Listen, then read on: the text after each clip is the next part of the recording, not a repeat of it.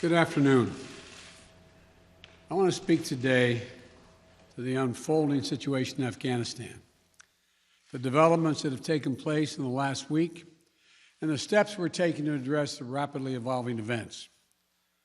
My national security team and I have been closely monitoring the situation on the ground in Afghanistan and moving quickly to execute the plans we had put in place to respond to every constituency, including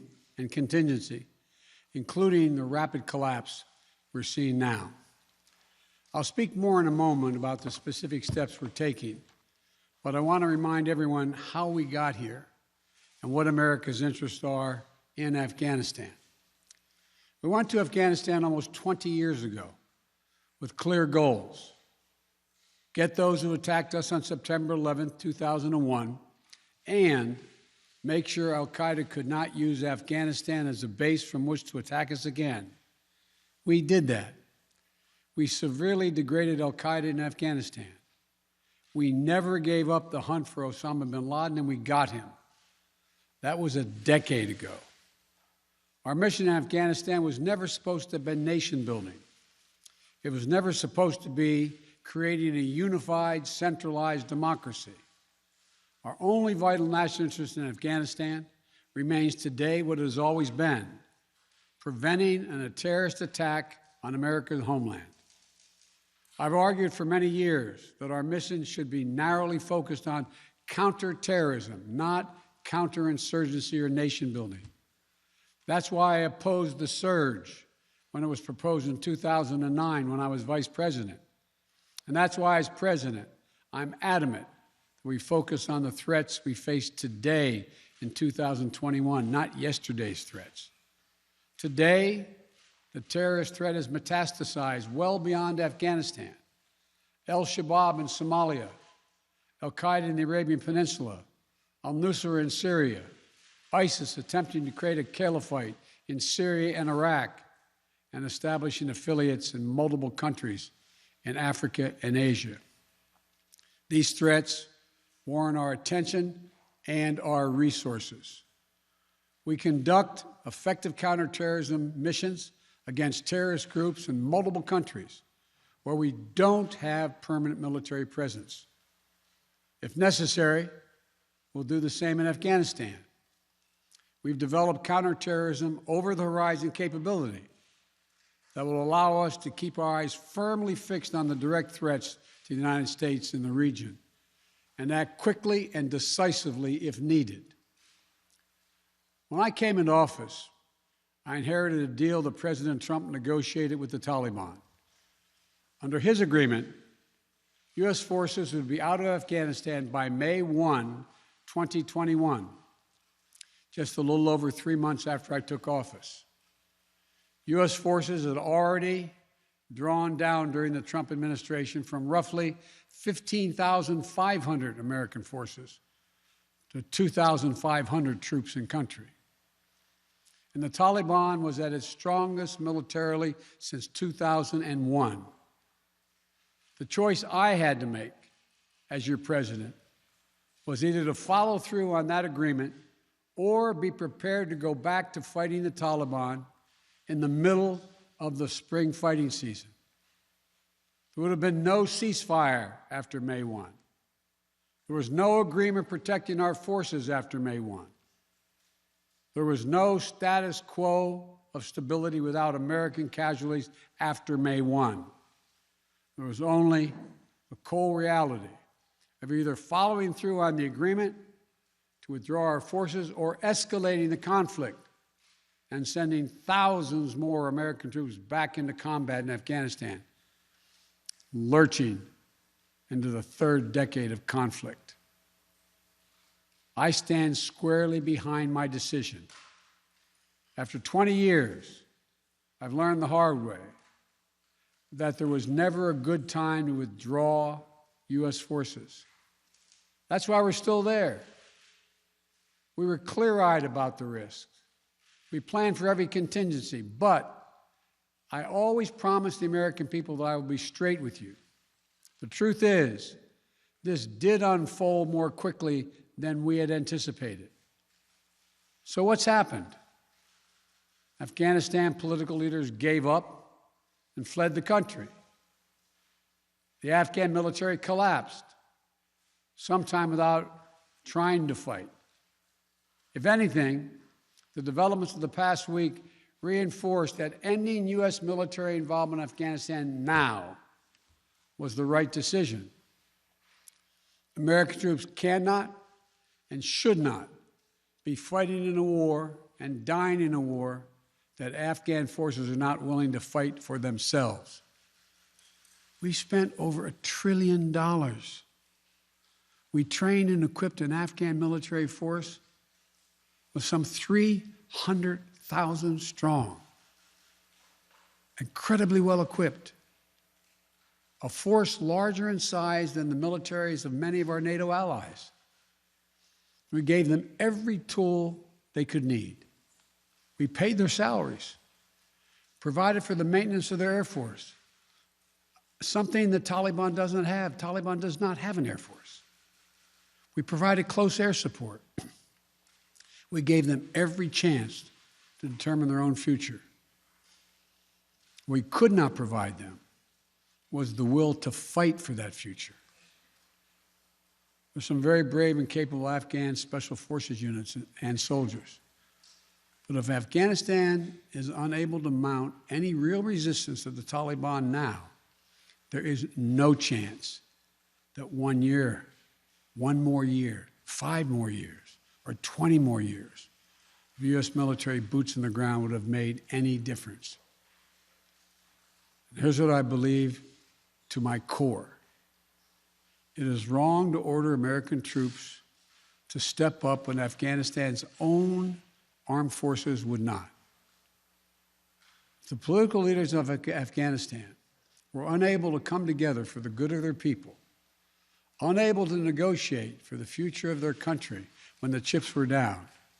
They would never have done so while U.S. troops remained in Afghanistan, bearing the brunt of the fighting for them. And our true strategic competitors, China and Russia, would love nothing more than the United States to continue to funnel billions of dollars in resources and attention into stabilizing Afghanistan indefinitely. When I hosted President Ghani and Chairman Abdullah at the White House in June, and again when I spoke by phone to Ghani in July, we had very frank conversations. We talked about how Afghanistan should prepare to fight their civil wars after the U.S. military departed, to clean up the corruption in government so the government could function for the Afghan people. We talked extensively about the need for Afghan leaders to unite politically. They failed to do any of that. I also urged them to engage in diplomacy, to seek a political settlement with the Taliban. This advice was flatly refused. Mr. Ghani insisted the Afghan forces would fight, but obviously he was wrong. So I'm left again to ask of those who argue that we should stay, how many more generations of America's daughters and sons would you have me send to fight Afghanistan's civil war when Afghan troops will not? How many more lives, American lives, is it worth? How many endless rows of headstones at Arlington National Cemetery? I'm clear on my answer. I will not repeat the mistakes we've made in the past. Mistake of staying and fighting indefinitely in a conflict that is not in the national interest of the United States, of doubling down on a civil war in a foreign country, of attempting to remake a country through the endless military deployments of U.S. forces. Those are the mistakes we cannot continue to repeat because we have significant vital interest in the world that we cannot afford to ignore. I also want to acknowledge how painful this is to so many of us. The scenes we're seeing in Afghanistan, they're gut-wrenching, particularly for our veterans, our diplomats, humanitarian workers, for anyone who has spent time on the ground working to support the Afghan people. for those who have lost loved ones in Afghanistan, and for Americans who have fought and served in the country, serve our country in Afghanistan. This is deeply, deeply personal. It is for me as well. I've worked on these issues as long as anyone. I've been throughout Afghanistan during this war, while the war was going on, from Kabul to Kandahar to the Kunar Valley.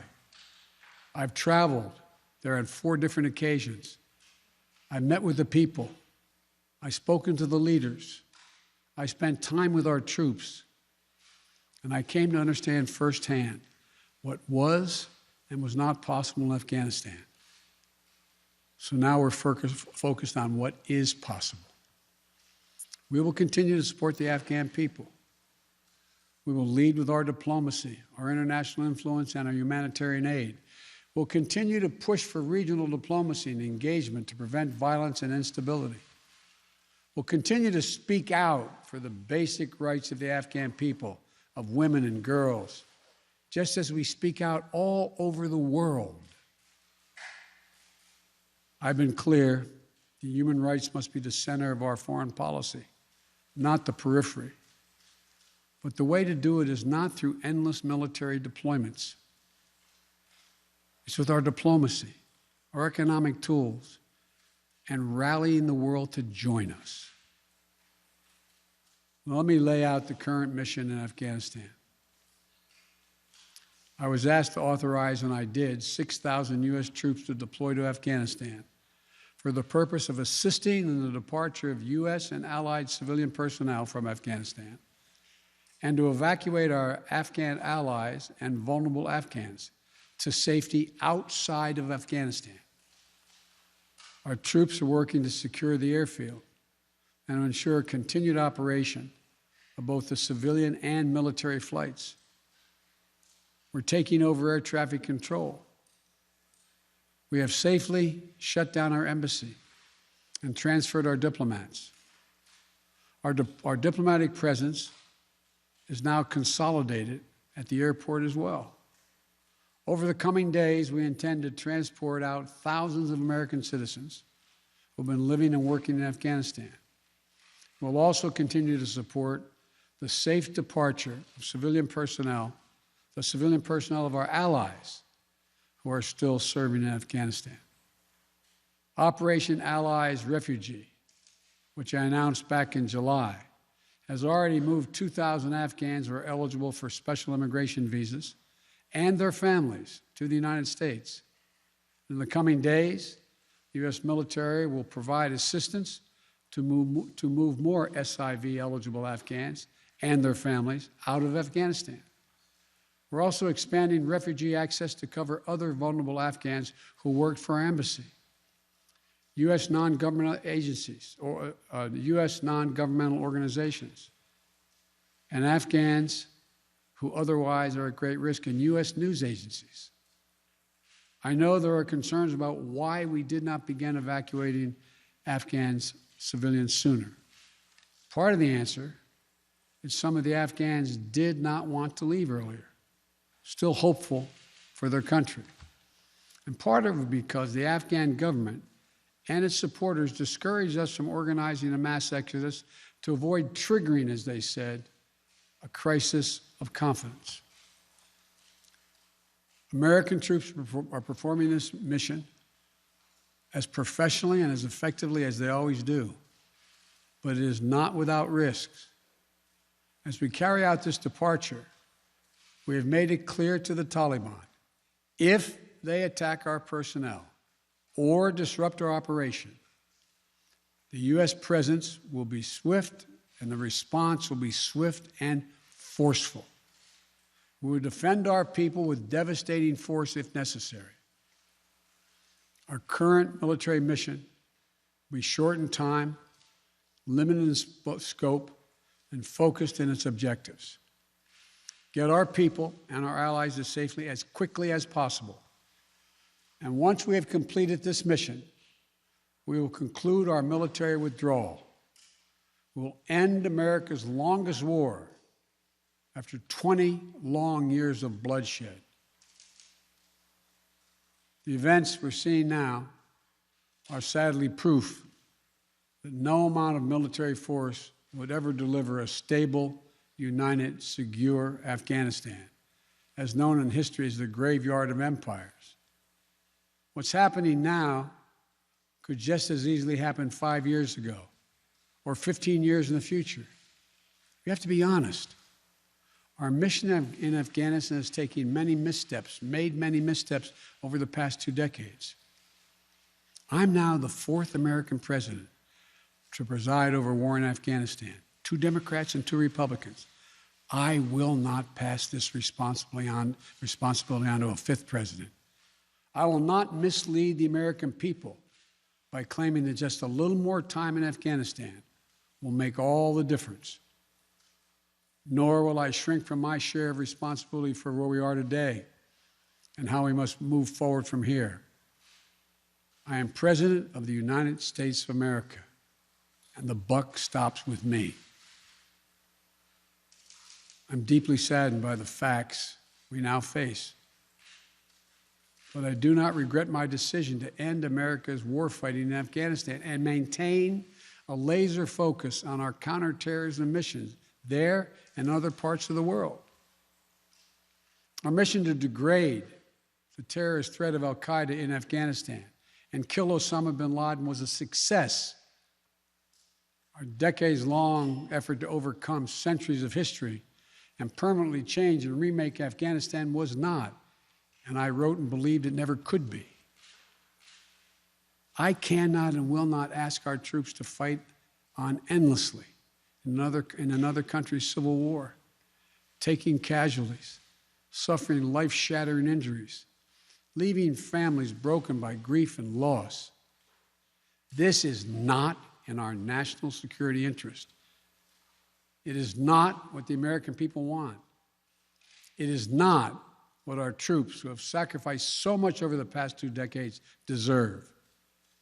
I made a commitment to the American people when I ran for president that I would bring America's military involvement in Afghanistan to an end. While it's been hard and messy, and yes, far from perfect, I've honored that commitment. More importantly, I made a commitment to the brave men and women who serve this nation that I wasn't going to ask them to continue to risk their lives in a military action that should have ended long ago. Our leaders did that in Vietnam when I got here as a young man. I will not do it in Afghanistan. I know my decision will be criticized, but I would rather take all that criticism than pass this decision on to another president of the United States, yet another one, a 5th one, because it's the right one, it's the right decision for our people, the right one for our brave service members who risk their lives serving our nation, and it's the right one for America. Thank you. May God protect our troops, our diplomats, and all brave Americans serving in harm's way.